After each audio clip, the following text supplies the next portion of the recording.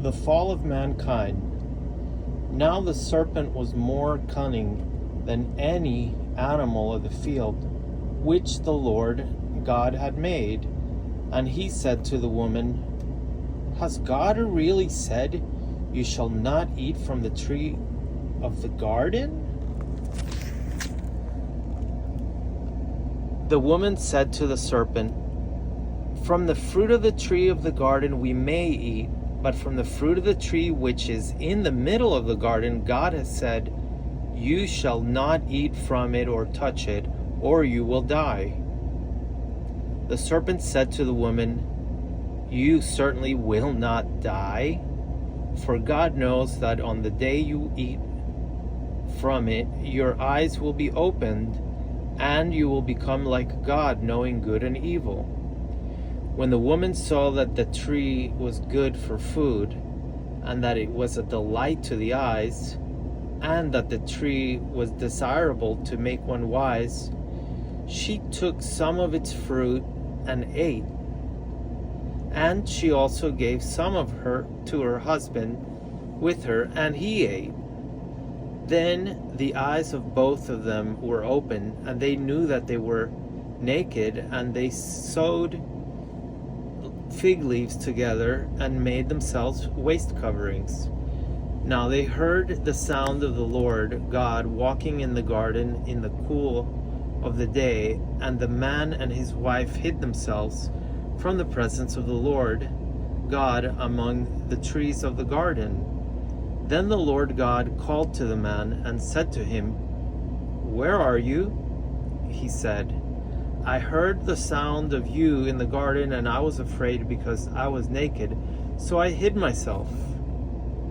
And he said, Who told you that you were naked? Have you eaten from the tree from which I commanded you not to eat? The man said, The woman whom you gave to be with me, she gave me some of the fruit of the tree, and I ate.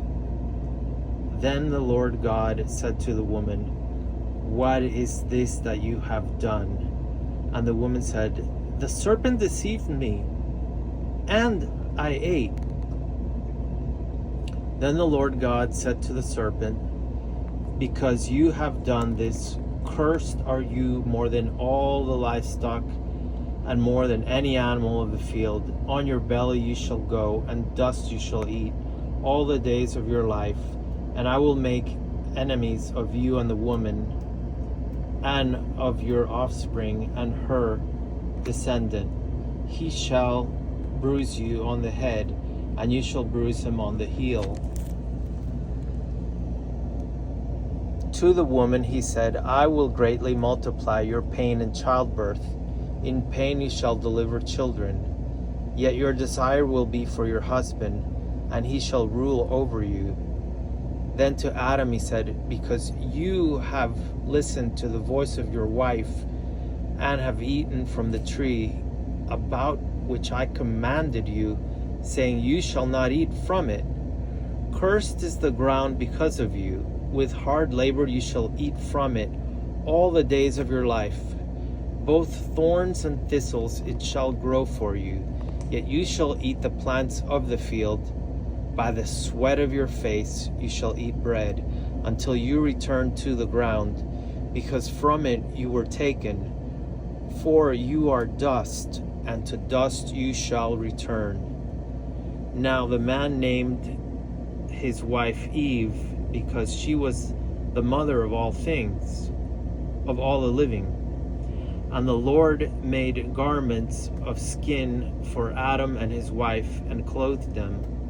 Then the Lord God said, Behold, the man has become like one of us, knowing good and evil, and now he might reach out with his hand and take fruit also from the tree of life, and eat and live forever.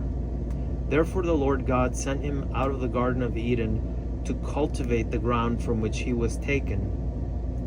So he drove the man out, and at the east of the Garden of Eden he stationed the cherubim and the flaming sword which turned every direction to guard the way to the tree of life.